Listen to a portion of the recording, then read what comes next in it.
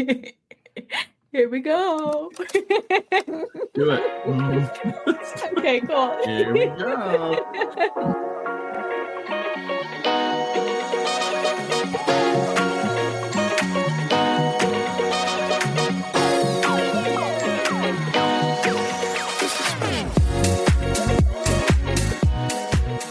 Welcome back to Coffin Talkin', where we unravel the mysteries, embrace the peculiar, and find humor in the unconventional world of funerals and death. I should be saying welcome back to us, really. Welcome back, Holly. Dad. Hey, welcome back. Yeah, I'm doing my coffin dog. Yeah, you're doing your little dance. Yes, for those that are coffiners. Wish the coffiners could see you. Do you really wish that on them? I really do. I really, really do. Fantastic. Okay, that's great. Okay, fabulous. So I'm not going to say much about me because of the break, but I want to hear about you. What's happened, Holly? What's happened? What's happened, Holly? Well, show all the coffiners. If they can't see you, they surely can't see me. Turn the camera. It'll make me feel better. All right. Yes, so we had quite the hiatus, and that's because we have the newest coffiner, Conrad. We had Conrad, our little baby boy. Welcome to the realm. Early October, and so we've just been adjusting and figuring out how to be parents, and it's been amazing, and he is just the most perfect baby you've ever seen. Well, I know you had your own 4 to compare, but that's also correct. An additional 9 grandchildren. But I mean, that's correct. You haven't met him in person yet, but I haven't yet. You don't have to say it. Which is sad. On the podcast, but when you do meet him, you'll understand that he's the best. I will make comment after I meet Conrad. Oh, no. It'll all be good. Come on. You better be on his best behavior. It's all good. Yeah. So congratulations, Holly. We're excited about it. We're excited to have another baby in the house or in the family, and excited to have the family growing like that. It's exciting news, and everybody's healthy, and that's the main thing. And everybody's healthy. He was a very big baby with a full head of hair. Definitely made the heartburn worth it, but yeah, he was 9 pounds 11 ounces, so he was big and ready to be here, I guess. Yeah, 5 ounces shy of 10 pounds, Holly. I know. Oof. Can you believe it? Oh my! I didn't stand a chance. That's why you were laying down.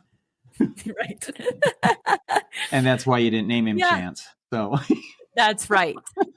Absolutely not. Oh my. Jeez.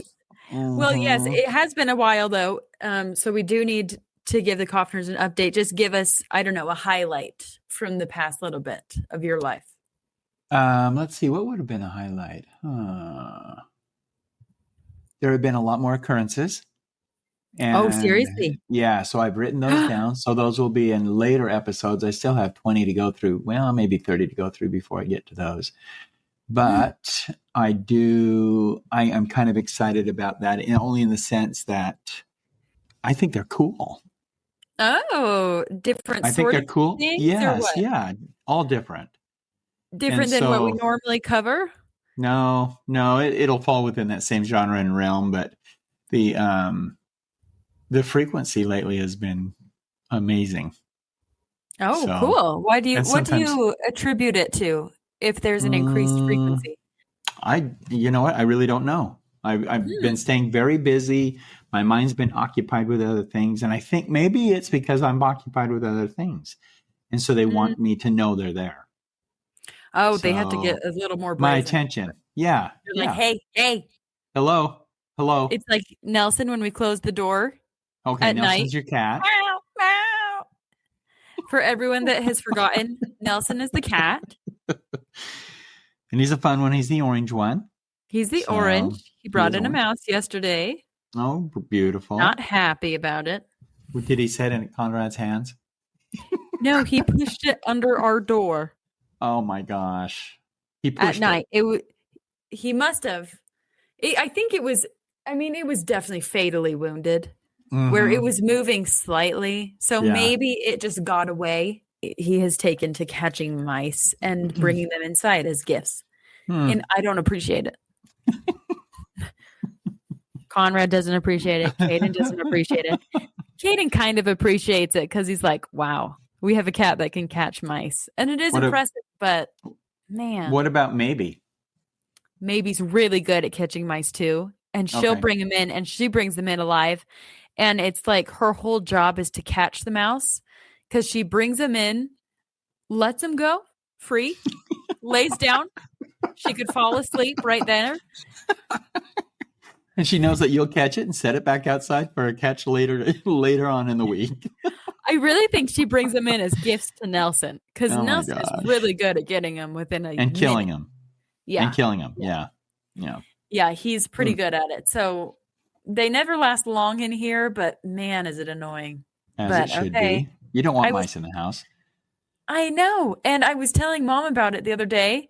And she's like, well, I'm so glad that you have these cats because I know that you're not ever going to have mice in the house. And I'm like, no. They bring them in, Mom. Since we've been in this house, there has not been one mouse that has gotten in on its own accord. But how many have we had in the house thanks to the cats? About 5. Oh my gosh. About 5, but who's counting?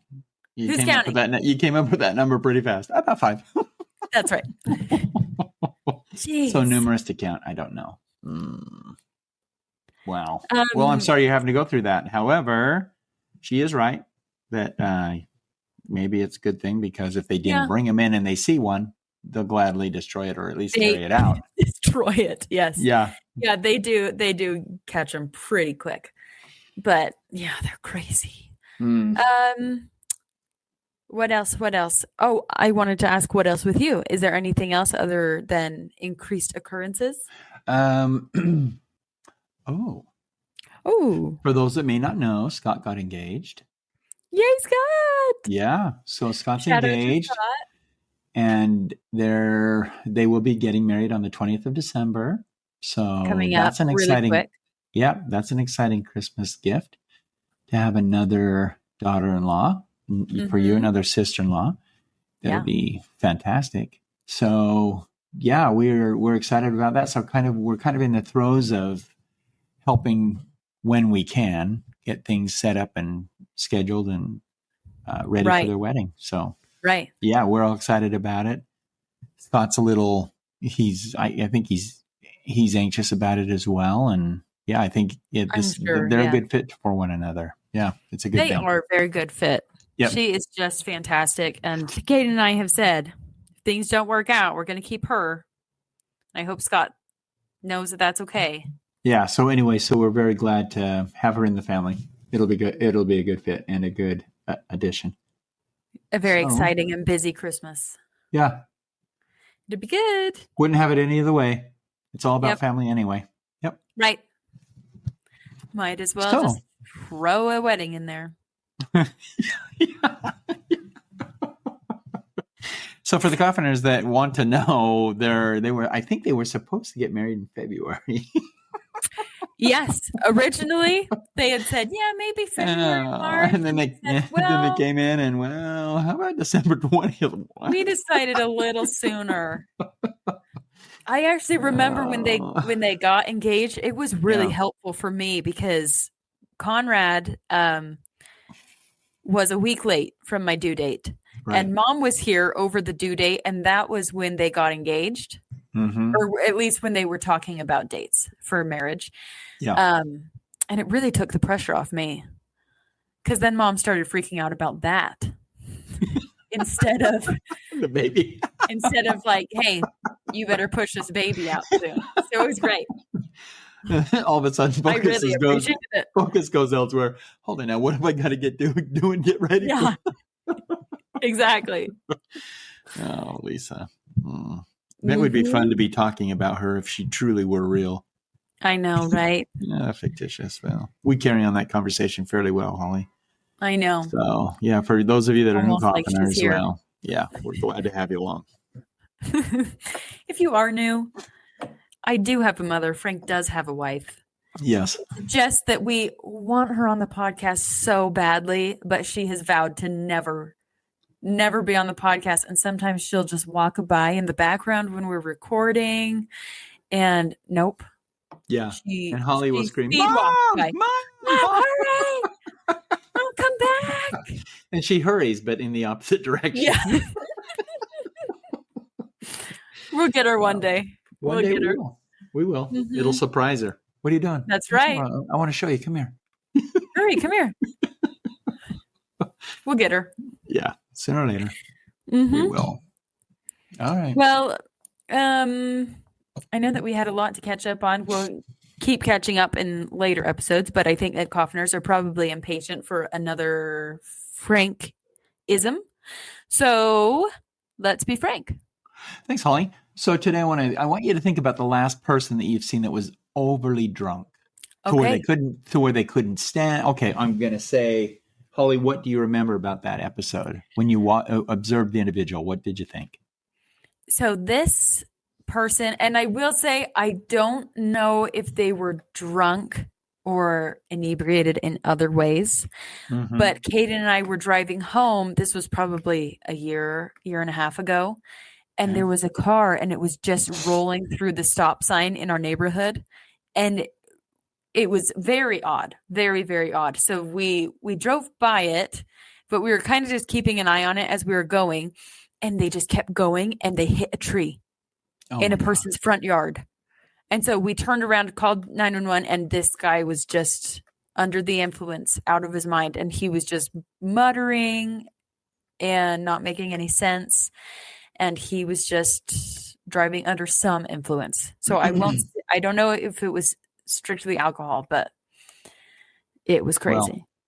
Well, just so you know, he wasn't under the influence. He did hit the tree, and his name is George Bailey. Sure. Yep. That sounds about right. He was just down on his luck. That's all. Just down on his luck. Oh. Okay, so thank you for that description. So I want you to think about anyone and this is not to be belittling of anyone that might have a drinking problem or just finds themselves occasionally drunk, but I do want you to think about your abilities when you're under the influence of alcohol. Sure. So I'm going to share a story with you that kind of caught me off guard, and I thought it was fake at first. And then realized that it was not. So into the mortuary comes this young man, and he's there to make arrangements for the burial of his father. So so we're talking, having a nice conversation and everything, and he for some reason he brings up the idea that his father was an alcoholic, and that he became very abusive when he drank.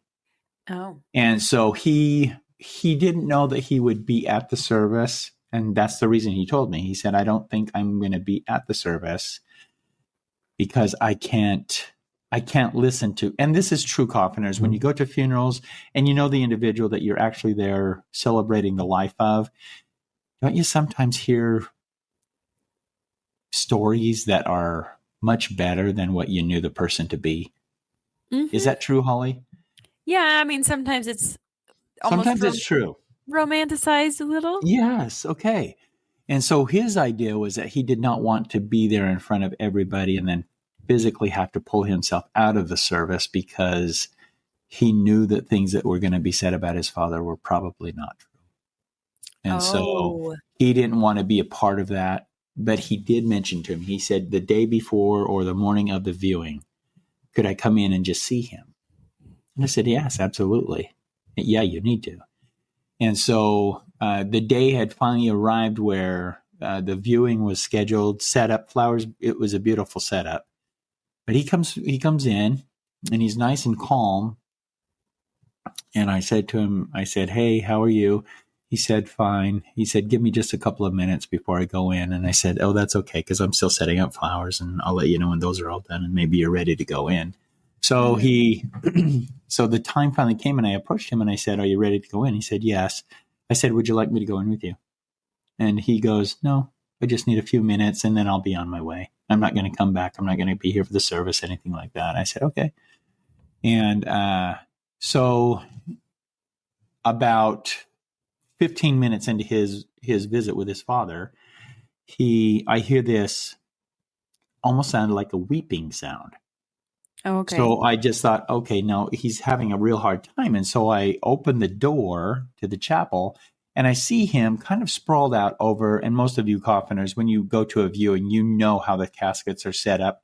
3/4 of the shell will open up. That will expose his face down to his waist. Legs are always covered unless it's a full couch. But so I see him hunched over the edge of the casket and his head is down into the casket. Mm-hmm. And I'm kind of saying, are you okay? And he moves just a little bit, but he didn't say anything. So I figured, Okay. okay, he's okay. He's okay. He's just having a hard time. That's the way I Yeah. looked at it. So another 10, 15 minutes went by. This young man now has been in this room for about, I'm guessing, around 40 minutes. Wow. And that's not the way it usually happens when people just want to come in and say goodbye and they want nothing Yeah, to it's do usually with their quick. loved one. Yeah, it's usually quick. So I walked back in there, and as I opened the door, he's standing in front of the casket and he's looking at me and his lip is cut. And I What? looked at him and I said, yes. I said, what happened to your lip? Because now all of a sudden I'm looking at insurance claims, right? Oh my gosh, yeah. And so I thought, well, what did he do? What did he hit? And I'm looking above his head to see if there's anything that he could have hit his head on that would have cut his lip. Not seeing anything. He said, I'll be fine. He said, I'm fine. And he starts walking towards me. And you know how when someone pushes you from behind, you lunge forward? Yeah. That happened to him. And he hit all the chairs. There were no What? pews. Yes, there were no pews. He lunged. And I thought to myself, oh my gosh, he lunged. Why are you lunging? But it looked like he had been, and the more and more I think about it, and it's reflected in the book, it looked as though his shoulders went first and his head then caught up with his shoulders. And so So he was pushed. I think he was That's what you pushed. would think. Mm-hmm. Yes. And so he hit these chairs and there was like 6 or 7 of them that he tumbled over. And so the chairs came down. He was on the floor. Some chairs were still falling on top of him. I immediately ran to grab the chairs and get him off of him and try and set them back up. And he said, get me out of here. It's my dad. What? That's what he said. He said, get me out of here. It's my dad. And I said, what? What are you talking about? And no joke, Holly, I went to grab his arm to help him up. Mm-hmm. And his shirt pulled back like something was holding him back. Now, I remembered immediately to the movie Ghost. Remember Ghost? Yeah. How the character played by Patrick Swayze, when he died, he's walking through the subway and he sees Yeah. the one guy that's able to push things and he's wanting to know how he does it. And what did he say? Do you remember? No. You have to build up your anger. And so Oh that's how he was getting his strength. And so that's how he was able to move things. And he didn't want to tell this character, Patrick Swayze, how he was able to do it, because I guess Patrick Swayze was a nice guy. And so, but his character ended up generating a lot of anger. And so he was able to push things and move things. And I'm just looking at this young man and there is fear in his face. Oh my gosh. Literal fear in his face. And I looked at, and when I saw his shirt, that's what made me think of the movie Ghost. And I thought, oh my gosh. And so I started swiping like this, over shoulder to shoulder, trying to move his hands, but I couldn't feel anything. And he looks at me and he goes, he's above me. And I said, what? What? He's above you? And he said, behind me, up my head, at my head and not my chest side. So he was kneeling. He said he was kneeling at this guy's head, holding him down while he was kneeling. So he was back on the backside. So was he feeling it? Was he physically feeling it? He was physically feeling it. And so and that's why I'm thinking to myself, was this guy drunk? See, that's what I was thinking. Mm-hmm. But I saw the shirt move. No one else was there. I mean, there was nothing. The guy didn't put his hands up on his shoulders and pull his shirt back. Right. It actually pulled back. And so I immediately moved to his head. And then on top of his head, going across the top of his head back and forth, I felt something. I slapped something. What? Yes. And so I felt exactly what this young man was feeling, holding him down on his shoulders. As soon as I slapped it, his shirt went fairly good. And then so I hurried and pulled him up, and we started walking out, and this kid lunged forward again, only this time he was tripped. Oh And my so, gosh.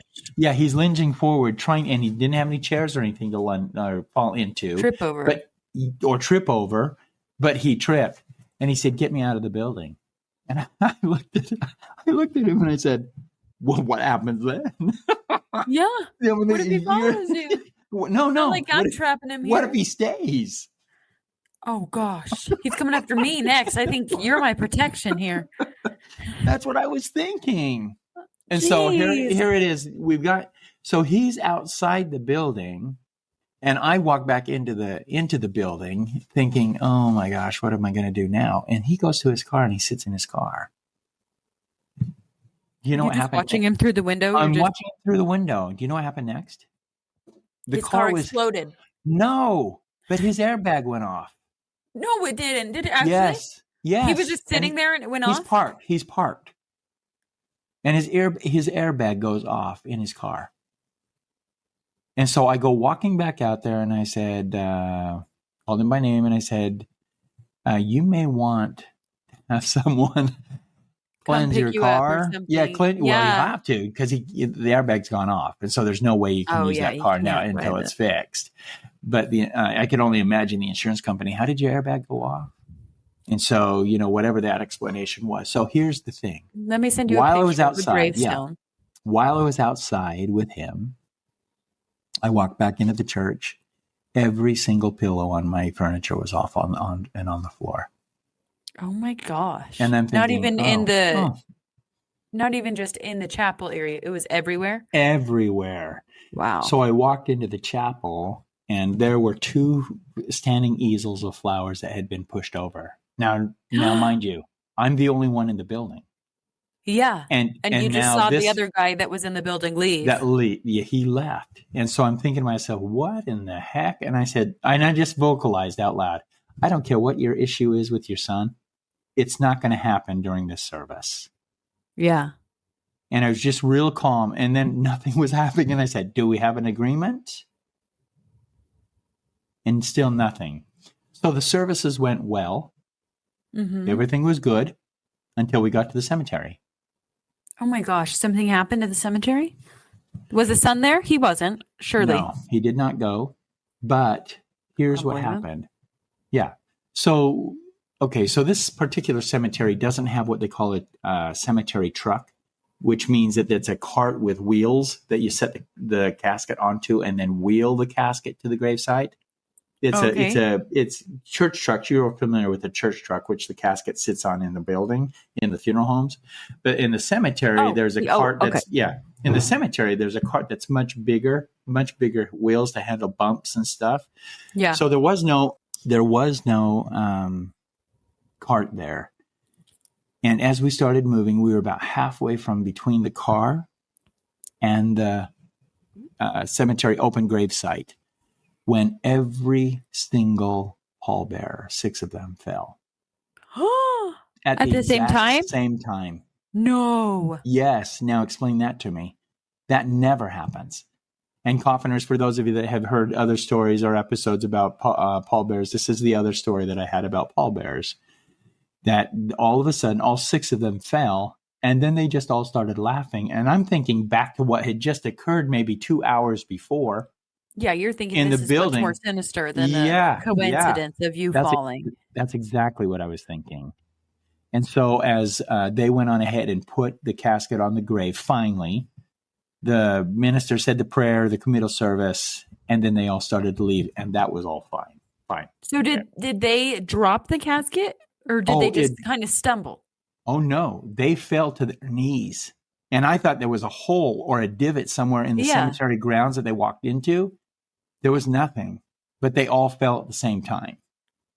And so I couldn't understand what that was. So there had to be some sort of an energy force that would pass by that casket and hit their legs. Anyway, so I'm thinking about the whole experience after I got back to the mortuary, and there is this young man sitting. He stayed. He did not stay. He came back. He came back. But he said, Frank, I owe you an explanation. I said, what? What do you mean? You don't owe me anything. And he says, well, you need to know a little bit about my father. He said, my father and I never agreed on anything, never saw eye to eye on anything. Everything I wanted, he wanted something different. We verbally argued with each other. And he almost hit me one time when I was, before he passed away. And I looked at him and I said, almost hit you? He said, Almost? yeah. And now he's hitting me.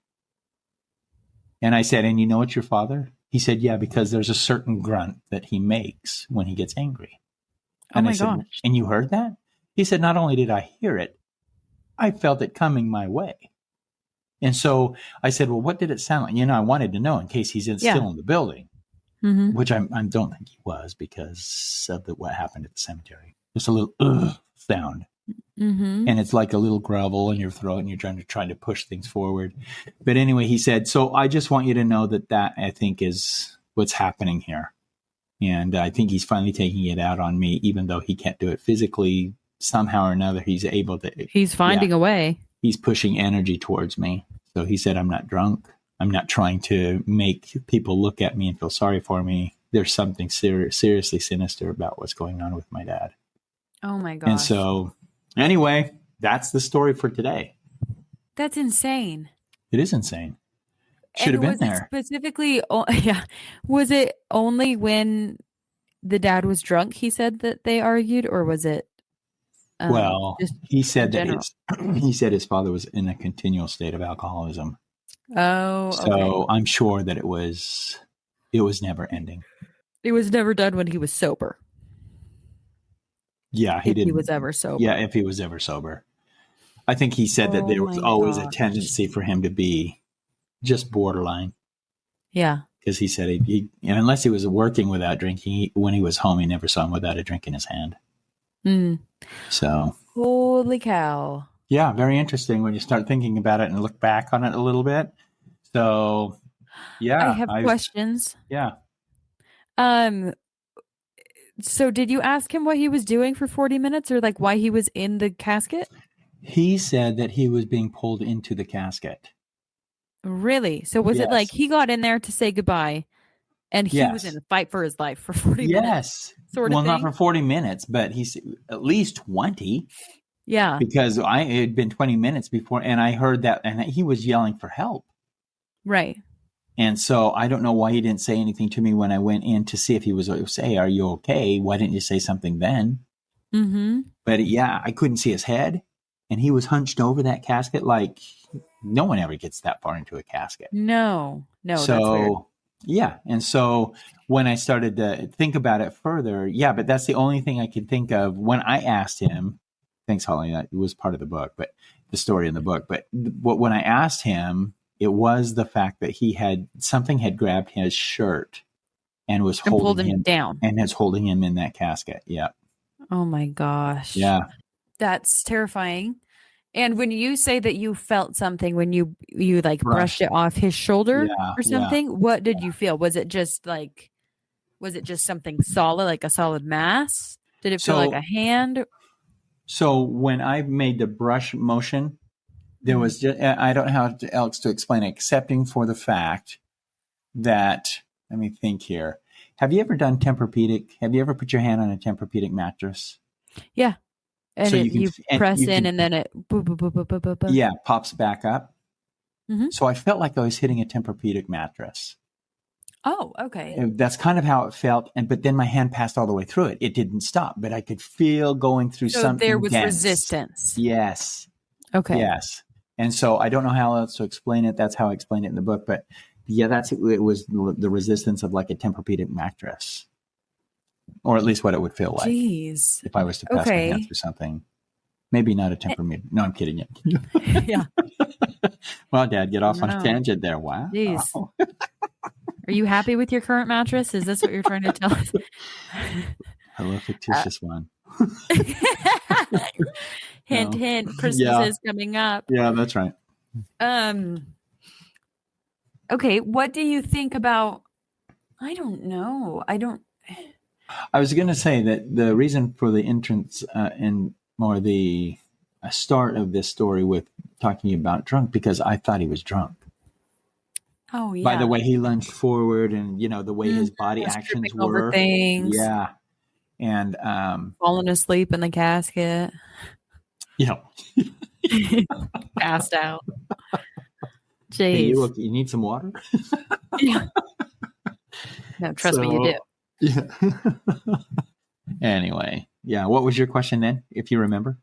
Um, More of just an opinion, I guess, or just what your thoughts are on.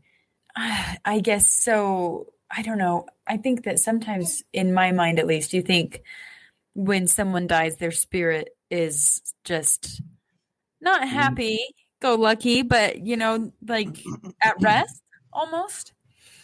But so you think from this experience, do you think that, unresolved things still carry over and you can still be very angry Yes. and Remember angry the at guy that certain individuals? remember the guy that was in the cooler where the shelf vibrated? Yep. And the get Yeah. out guy. Yeah. Yeah. I Yeah. think spirits still have a tendency to be angry according to how they passed away or circumstances, or maybe he felt like his son is the one that put him in the grave. Maybe he Hmm. feels like it's his son that caused him to start drinking so heavily. I don't know, Maybe. but And I I mean, have no obviously, idea. you can't be inebriated as a spirit.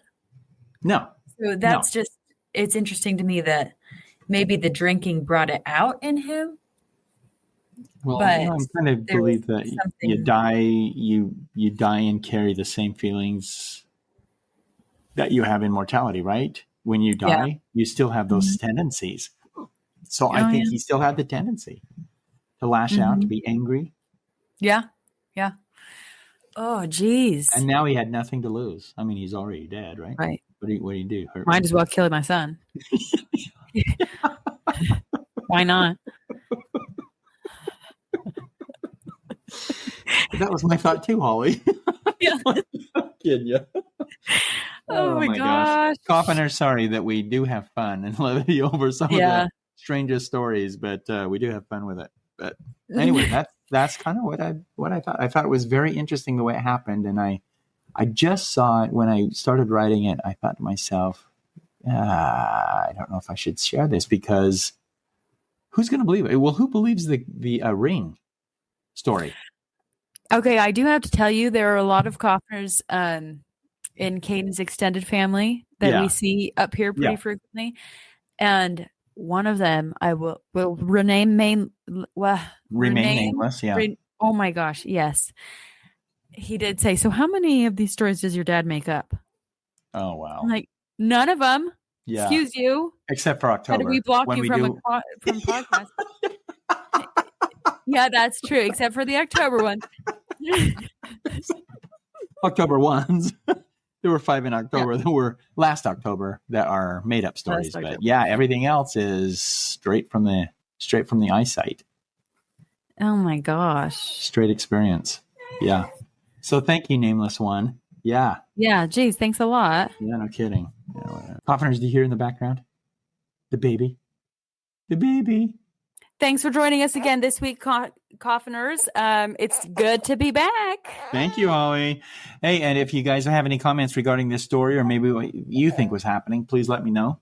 And yeah, we'd love to hear from you again. So let us know. Thanks for listening.